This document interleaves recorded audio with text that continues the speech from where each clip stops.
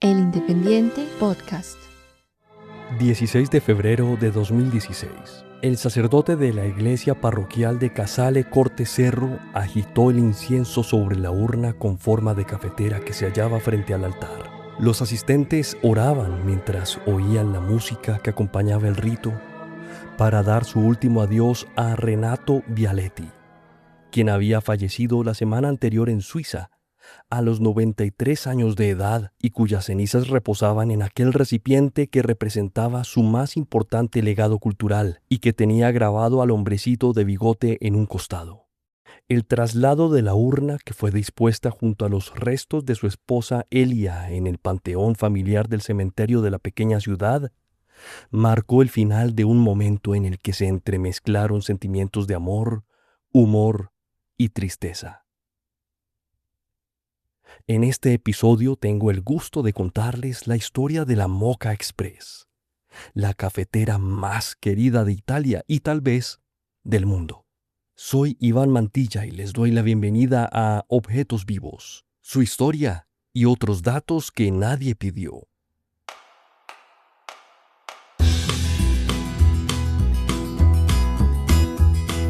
Historias de objetos que no volvieron, cosas que guardamos, otras se perdieron. El reloj digital, cacomanías y amuletos glow in the dark, estrellas ninjas y el robot espacial. Del cassette al CD, objetos vivos que son parte de ti.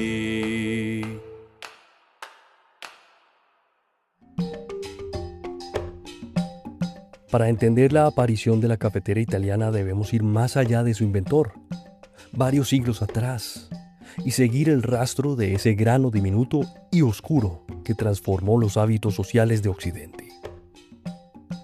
Originario de las tierras altas de Etiopía, tal vez de la meseta de Cafa, cultivado y perfeccionado en la península arábiga durante el siglo XV, el café llegó a Europa por los puertos del Mediterráneo oriental.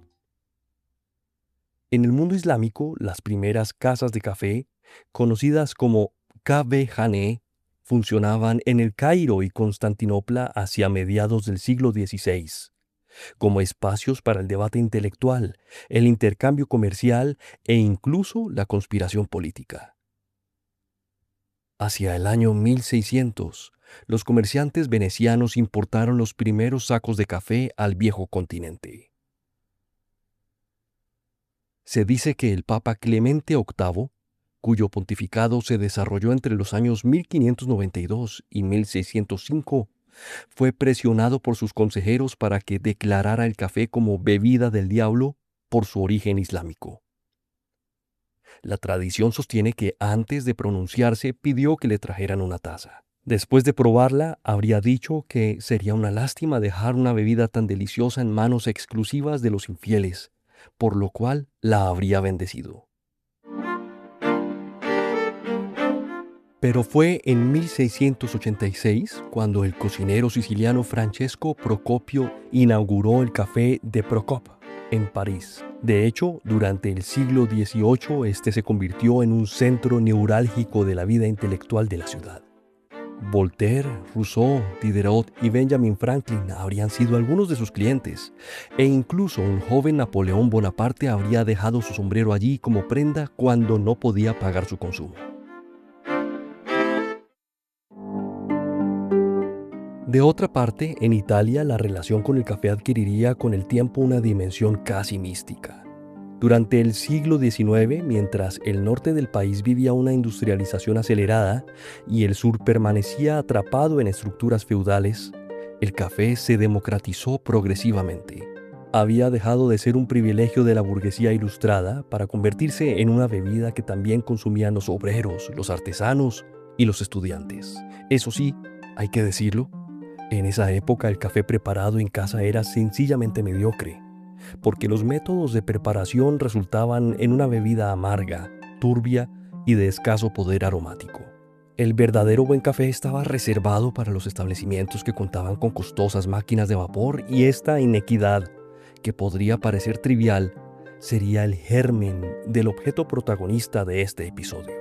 El norte de ese país sufrió una gran transformación por cuenta de la Segunda Revolución Industrial, y en ciudades como Turín, Milán y el Piamonte Profundo surgieron fábricas metalúrgicas, talleres de precisión y empresas familiares que producían toda clase de utensilios domésticos. En este contexto precisamente nació la familia Bialetti, en Casale Corteserro, una pequeña localidad cercana al lago de Horta. En aquel pueblo, el 17 de junio de 1888, nació Alfonso Bialetti, quien tal vez en sus 20 emigró a Francia, donde trabajó por aproximadamente una década como fundidor de aluminio en diversas fábricas.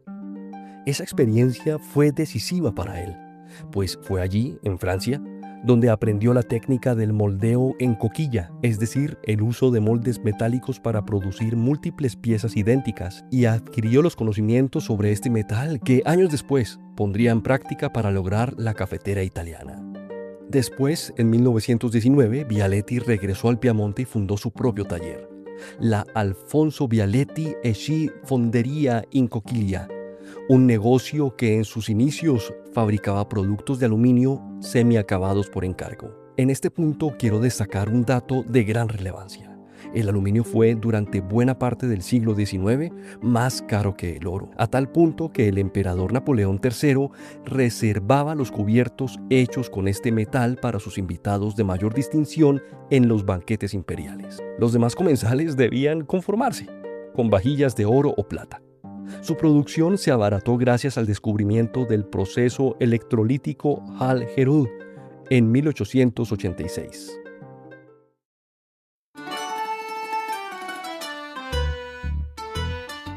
Seguimos en la Italia de los años 20, que vivía bajo el régimen fascista de Benito Mussolini, que había tomado el poder en 1922. Su política autárquica, es decir, que buscaba la autosuficiencia, promovía el consumo de productos nacionales y designó el aluminio como el metal nacional, llegando a imponer un embargo sobre el acero inoxidable de importación para favorecer el aluminio de producción doméstica, una política que, aunque opresiva, tuvo un efecto por demás paradójico, al impulsar la industria del aluminio para uso doméstico. Esto facilitó el camino a nuestra querida cafetera. Nos trasladamos a 1933, el año en que nació la Mocha Express, una época decisiva para la historia universal, pues el 30 de enero Adolf Hitler fue nombrado canciller por el presidente alemán Paul von Hindenburg. Durante su discurso, Hitler advirtió: "Ahora estamos decididos a no permitir que nada nos haga tambalear en esta convicción". Und sind hier entschlossen, uns durch gar nichts dabei beirren zu lassen. Casi 2 meses más tarde, el Reichstag le otorgó plenos poderes a su gobierno. El 4 de marzo, Franklin Delano Roosevelt tomó posesión como presidente de los Estados Unidos. May he guide me in the days to come.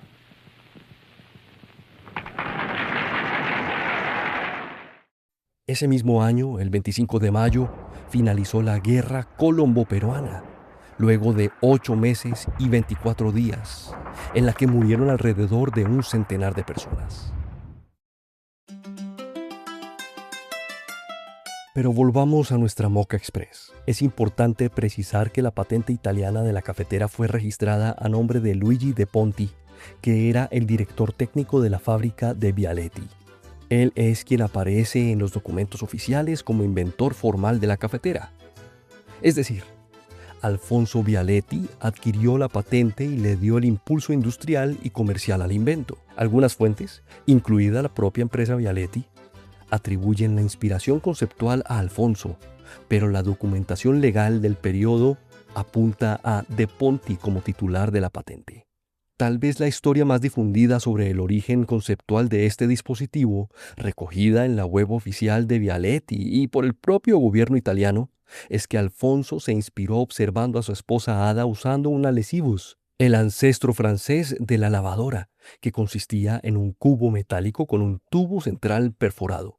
El agua se calentaba en la base, subía por presión a través del tubo y caía sobre la ropa. Bialetti pensó que ese mismo principio podía aplicarse al café. Es decir, las labores de aseo le enseñaron nada más y nada menos que termodinámica. También debo decir que el principio físico que sustenta la moka no era una novedad absoluta. Ya habían existido dispositivos similares antes.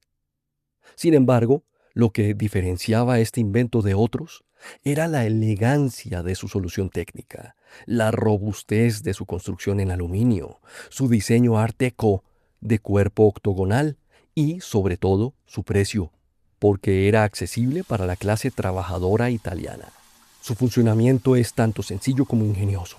La cámara inferior se llena con agua fría, por debajo de la válvula de seguridad. El filtro embudo se llena con café molido y se enrosca la cámara superior. Al poner el conjunto sobre el fuego, el agua se calienta y genera vapor, que aumenta la presión de la cámara inferior, la que fuerza el agua caliente a través del café molido y el líquido resultante asciende por el tubo central hacia la cámara superior. Para los más versados en lo técnico, la moka trabaja aproximadamente a 1.5 bares de presión, muy inferiores a los 9 de una máquina de espresso profesional, por lo que el café que se prepara con ella es muy intenso pero no espresso en sentido estricto. Su diseño octogonal distribuye mejor el calor, facilita el agarre con la mano y hace más eficiente la circulación del vapor. Actualmente los planos originales de la Moka Express reposan en el Museo de Ciencia de Londres y hoy, más de 90 años después, este diseño no ha sufrido ninguna modificación estructural. Los primeros años de este invento fueron modestos en términos comerciales. Alfonso Bialetti producía las cafeteras en su taller de Crucinalo y las vendía directamente en los mercados semanales del Piamonte. Se estima que entre 1934 y 1940 produjo unas 70.000 unidades. Es decir, aunque el negocio funcionaba, su crecimiento era lento y el alcance geográfico limitado. Durante la Segunda Guerra Mundial, el aluminio era destinado a la fabricación de material bélico.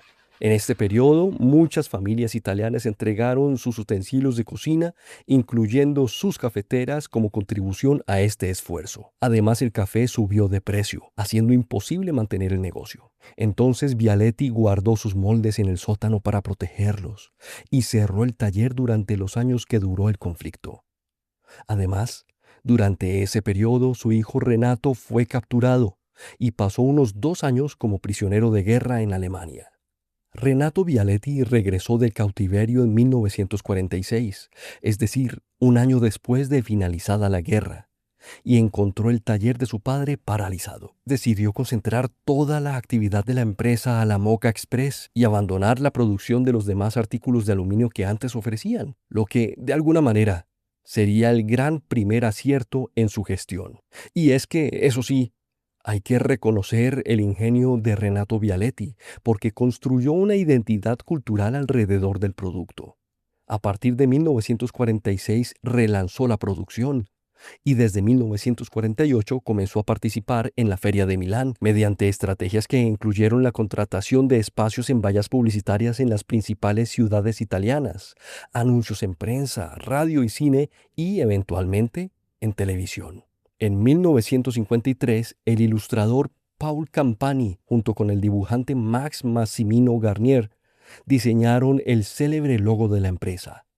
El hombrecito con bigotes, una figura caricaturesca con el dedo índice alzado, inspirada en la apariencia del mismísimo Renato Bialetti. Desde entonces, la figura ha sido estampada en cada cafetera, diferenciándola de las imitaciones que ya proliferaban desde hacía unos años. La marca hizo historia en la televisión del país, pues la cafetera Moka fue el primer producto italiano en contar con una campaña publicitaria en este medio de comunicación. Su eslogan fue sencillamente espectacular: un espresso en casa igual que en el bar. En este punto de nuestro recorrido es importante subrayar que en Italia los bares funcionan como cafeterías de día y lugares para tomar aperitivos de noche.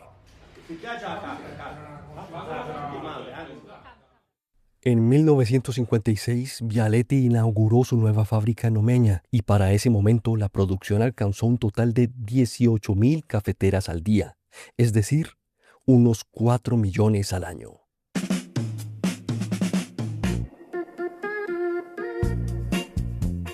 Desde 1957 y hasta 1977, cada noche y durante 10 minutos, la RAI emitió un espacio publicitario televisivo denominado El Caroselo, en el cual, por ley, los anuncios debían tener contenido de entretenimiento previo al mensaje comercial. Bialetti fue uno de los anunciantes más constantes y sus spots, protagonizados por el hombrecito del bigote, adquirieron gran popularidad. Además, porque durante décadas las niñas y los niños italianos se iban a la cama cuando comenzaba el caroselo. Un espresso meglio che al bar.